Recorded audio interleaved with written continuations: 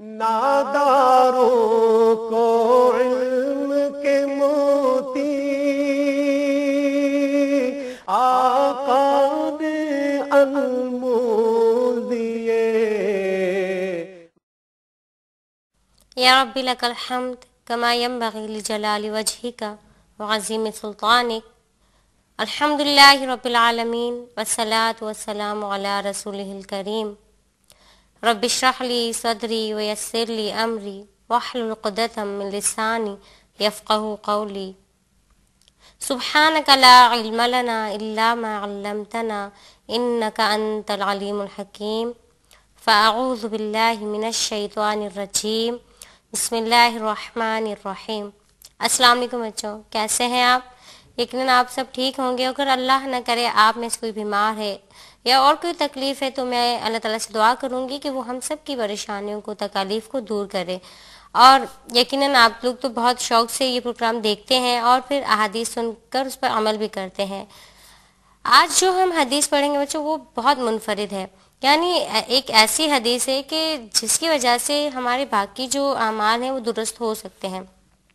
دیکھیے، ایک بات ہے کہ انسان پیدا ہوتا ہے، اسے پالا جاتا ہے یا پھر وہ خود پل جاتا ہے۔ وہ کھانا کھاتا ہے، کام کرتا ہے، سو جاتا ہے، پھر اٹھتا ہے، کھانا کھاتا ہے، کام کرتا ہے، سو جاتا ہے۔ یہی عمل دہرایا جاتا ہے۔ ایسا ہر طرف ہوتا ہے، ایسا ہر طرف ہو رہا ہے، لیکن ایسا ہونا نہیں چاہیے۔ زندگی اتنی سستی نہیں کہ اس کو ایسے ہی ضائع کر دیا جائے، بلکہ کچھ ایسا کرنا چاہیے جو کوئی نہ کرتا ہو، کہ پیدا کرنے والا بھی ہمیں دیکھے اور کہے کہ میرا یہ بندہ سب سے مختلف ہے، سب سے منفرد ہے۔ وہ ایک شعر ہے نا کہ سمندر کے اندر قطرہ نہیں موتی بن کر رہو، قطرے تو بہت ہیں، سب سے مختلف بن کر رہو۔ اور ہاں، یقیناً ہم جو یہ کام کر رہے ہیں وہ بھی بہت منفرد ہے کہ ہر کوئی نہیں کرتا ہے، بہت سے لوگ نہیں کرتے ہیں۔ آج ہم دیکھتے ہیں کہ تقریباً دنیا کے لوگ کس طرف جا رہے ہیں، اور یقیناً آپ لوگ خاص ہو اور ایسا کام کر رہے ہو کہ جو کوئی نہیں کرتا ہے۔ یعنی ہم آپ صلی اللہ علیہ وسلم کی احادیث مبارکہ کو پڑھتے ہیں اور پھر اس کے بعد عمل بھی کرتے ہیں، کیونکہ ہماری منصبی ذمہ داری بھی یہی ہے کہ ہم اللہ کا پیغام، اس کے نبی صلی اللہ علیہ وسلم کا پیغام سنیں، اس پر عمل کریں اور لوگوں تک پہنچائیں، کیونکہ اسی میں دنیا اور آخرت کی کامیابی ہے۔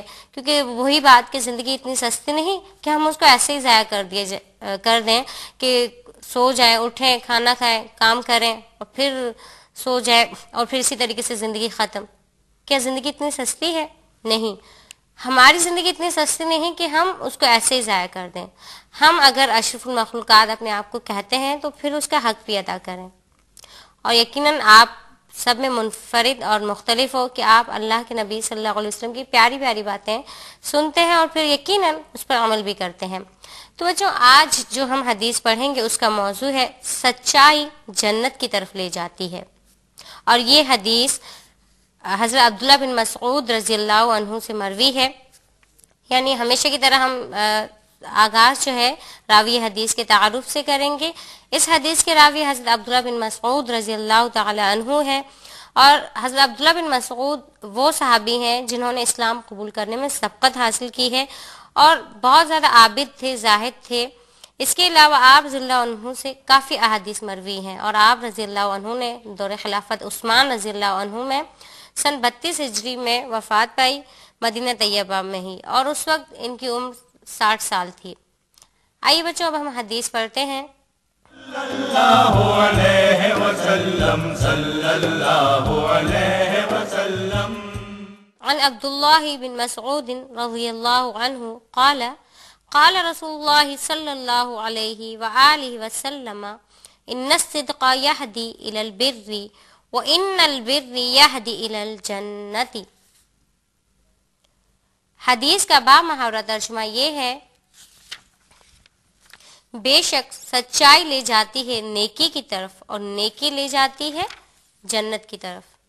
آئیے بچوں، ہمیشہ کی طرح ہم معنی الفاظ پڑھتے ہیں، آپ ان کو لازمی یاد کیا کیجئے۔ دیکھیے، میں ہمیشہ کہتی ہوں کہ عربی پڑھنے کا مقصد کیا ہے کہ عربی ہماری دینی زبان ہے، اور جنت میں بھی آپ کو پتہ ہے کہ عربی زبان ہی بولی جائے گی۔ تو ہمیں دنیا کے اندر بھی کوشش کرنی چاہیے کہ ہم اپنی دینی زبان، جو کہ ہمارے پیارے نبی صلی اللہ علیہ وسلم کی زبان ہے اور جس کو اللہ تعالیٰ نے اپنی کتاب کی زبان بھی اسی کو مقرر کیا اور جنت کی بھی یہی زبان ہے، اور سب سے بڑی بات کہ قبر میں جو سوالات ہم سے کیے جائیں گے اسی زبان میں کیے جائیں گے، اور خاص طور پر ہمیں احادیث مبارکہ اور آیات قرآنی کا علم ہونا چاہیے، اور یہ جو ہم آپ کو الفاظ معانی بتاتے ہیں ان کو آپ یاد کیا کیجئے تاکہ ہم اپنی دینی جو زبان ہے اس سے ہمیں واقفیت ہو جائے۔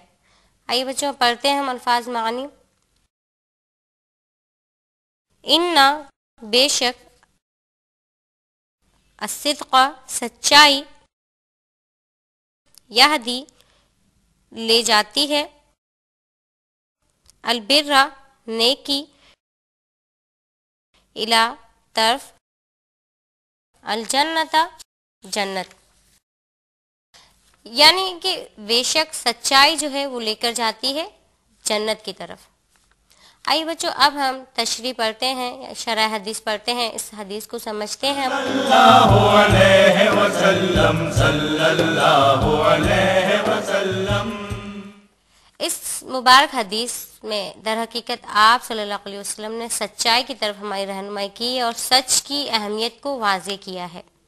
دیکھیے عربی زبان جو ہے بہت وسیع ہے، اور بعض اوقات ایسا ہوتا ہے کہ بہت سارے اس کے معنی ہم کر لیں تب بھی وہ بات مکمل نہیں ہوتی۔ انا جو ہے لفظ انا اس حدیث میں آیا ہے کہ انا بے شک، ان الصدق بے شک سچائی، تو اس انا جو ہے اپنے عموم پر دلالت دیتا ہے، یعنی کوئی ایسی بات جس پر بہت وزن کے ساتھ اور بہت پروف کے ساتھ کہا جا رہا ہے کہ انا بے شک ہم ترجمہ لیتے ہیں، لیکن در حقیقت انا کا مطلب ہے کہ لازمی ہے، اور اللہ تعالیٰ اس بات پر آپ صلی اللہ علیہ وسلم کے ذریعے بہت زیادہ کہا جا رہا ہے کہ یہ لازمی ہے۔ کیا لازمی؟ کہ سچائی جو ہے وہ لے کر جاتی ہے نیکی کی طرف، اور نیکی کہاں لے جائے گی؟ کہا آپ صلی اللہ علیہ وسلم نے کہا کہ نیکی جنت میں لے کر جائے گی۔ دیکھیے ہم جب سچ بولتے ہیں تو دنیا کے اندر بھی بہت ساری پریشانیوں سے بچ جاتے ہیں۔ اکثر ہم دیکھتے ہیں کہ اگر ہم ایک جھوٹ بولتے ہیں تو اس کے پیچھے ہمیں اور 10 جھوٹ اور بولنے پڑتے ہیں، اور اس طریقے سے گناہوں میں ہم ملوث ہوتے جاتے ہیں۔ جس طریقے سے سچائی نیکی کی طرف لے کر جاتی ہے اور نیکی جنت کی طرف لے کر جاتی ہے، اسی طریقے سے نو ڈاؤٹ کہ جھوٹ ہمیں یقیناً برائی کی طرف لے جاتا ہے، اور برائی کہاں لے کر جائے گی ہم سب کو پتہ ہے۔ اور آپ کو پتہ ہے کہ آپ صلی اللہ علیہ وسلم نے صدیقین یعنی جو سچ بولنے والے ہیں ان کا رتبہ کتنا بڑا کیا ہے۔ آپ صلی اللہ علیہ وسلم نے شہیدوں سے زیادہ صدیقین کا رتبہ بڑا بتایا ہے، کہ شہید کا آپ کو پتہ ہے کہ جب شہید کو موت آتی ہے تو اس کے بارے میں قرآن پاک میں بھی ہے کہ شہید کبھی مرتا نہیں ہے، یعنی وہ فوراً ہی جنت میں چلا جاتا ہے، اللہ تعالیٰ کے عرش کے پاس ہوتا ہے۔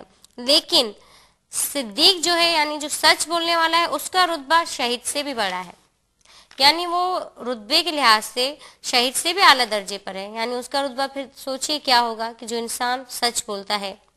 ایک مرتبہ ایک صحابی آپ صلی اللہ علیہ وسلم کی خدمت میں آئے، ابھی انہوں نے اسلام قبول کیا تھا، اسلام سے تھوڑے سے ہی مانوس تھے، تو انہوں نے کہا اللہ کے نبی صلی اللہ علیہ وسلم مجھے آپ کوئی ایک عمل بتا دیجئے، میں اتنے سارے ظاہری باتیں دور جاہلیت تھا، اس کے قریب تر تھے کہ مطلب اتنے سارے وہ کام کرتا ہوں، میں شراب نہیں چھوڑ سکتا ہوں، اس کے علاوہ جوا ہے، میں یہ چیزیں نہیں چھوڑ سکتا ہوں، بس آپ مجھے کوئی ایک کام کیجئے۔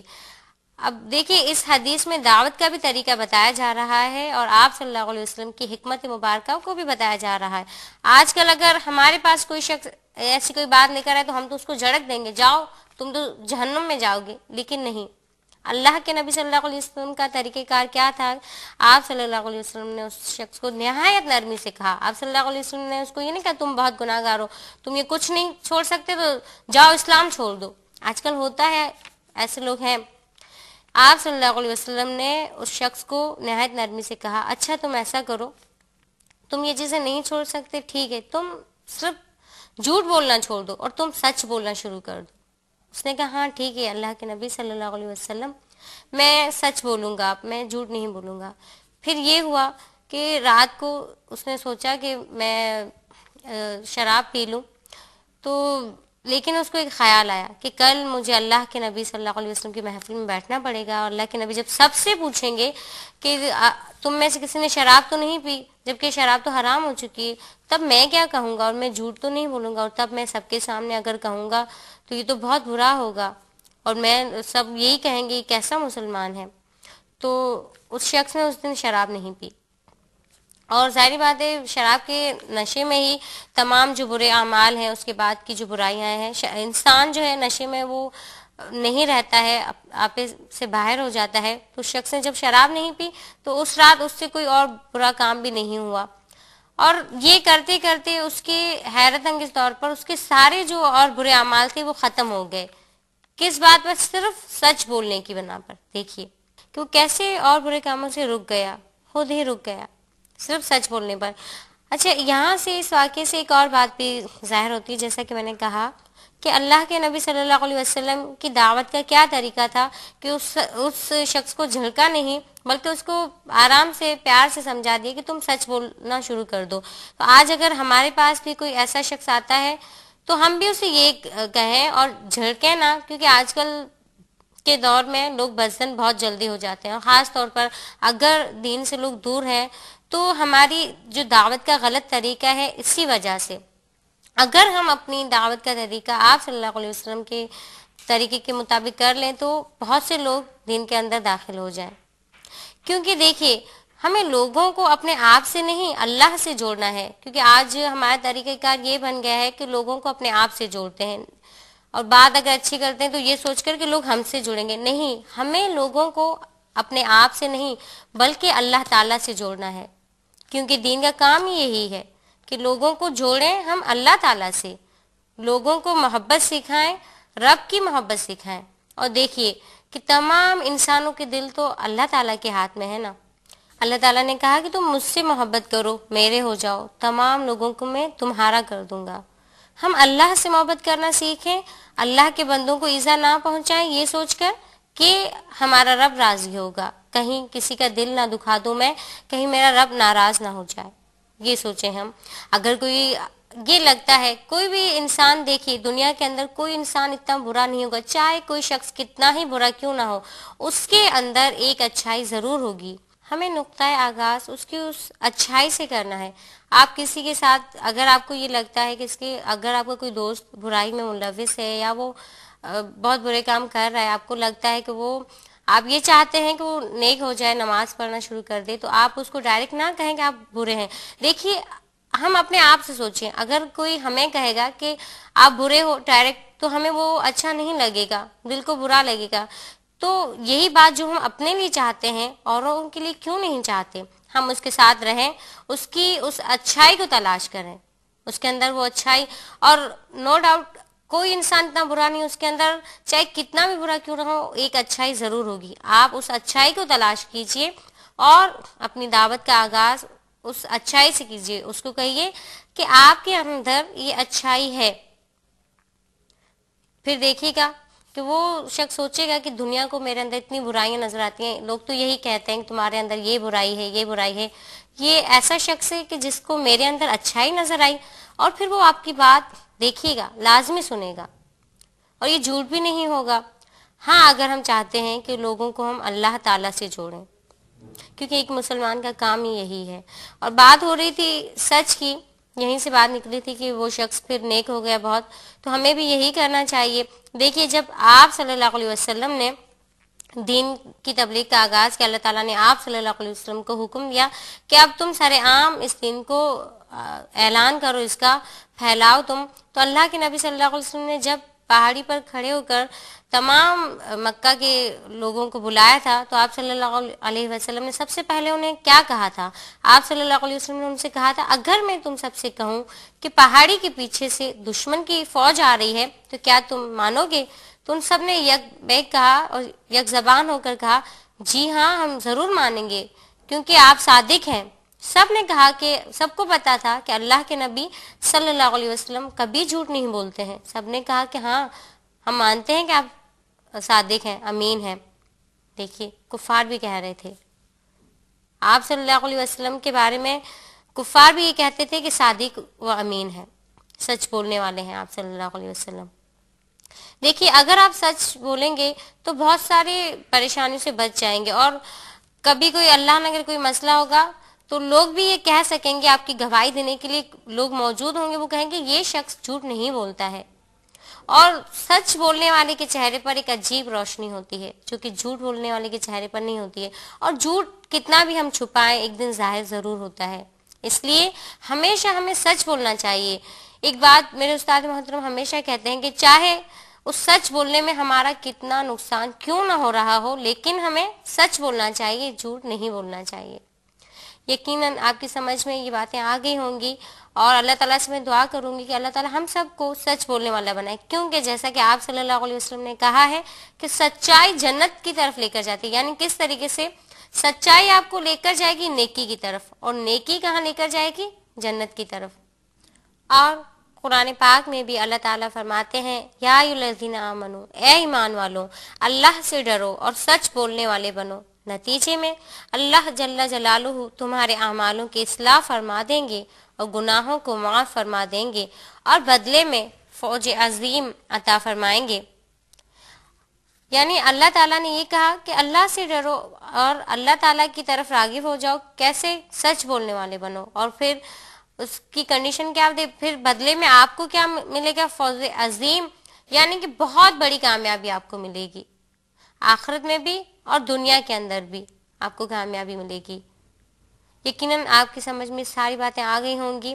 اب ہم راہ عمل پڑھتے ہیں، یعنی ہمیں کیا کرنا چاہیے۔ اللہ علیہ وسلم صلی اللہ علیہ وسلم۔ نمبر 1، سچ انسان کو جنت کی طرف لے جانے کا ذریعہ ہے۔ نمبر 2، سچ بولنا مسلمان کی بنیادی اور بہترین صفت ہے۔ نمبر 3، ہمیں اپنی زندگی کے تمام معاملات میں سچ بولنا چاہیے۔ نمبر 4، جھوٹ بولنے سے انسان کا اعتبار ختم ہو جاتا ہے، اسی لیے اس سے بچتے ہوئے سچ کا اہتمام کرنا چاہیے۔ ہمیشہ کی طرح میں آپ سے کہوں گی کہ اپنا فیڈ بیک ہمیں ضرور بھیجیے۔ اسکرین پر جو ای میل ایڈریس ہمارا آ رہا ہے اس پر آپ اپنا فیڈ بیک ضرور لکھیے ہمیں، اور اس کے ساتھ ہی مجھے اجازت دیجیے۔ اللہ حافظ، السلام علیکم ورحمۃ اللہ وبرکاتہ۔ اس پروگرام کی سی ڈیز اور ڈی وی ڈیز کے لیے درج ذیل پتے پر اپنے آرڈرز بذریعہ خط یا ای میل بک کرائیں۔ Incharge QTV D120 site Karachi Pakistan. Email address qcampus@arYdigital.tv۔ ناداروں کو علم کے موتی آقا نے انمول دیے۔ اللہ اللہ اللہ اللہ اللہ جمیل ویحب الجمال۔ اللہ خوبصورت ہے اور خوبصورتی کو پسند فرماتا ہے۔ اللہ اللہ اللہ اللہ اللہ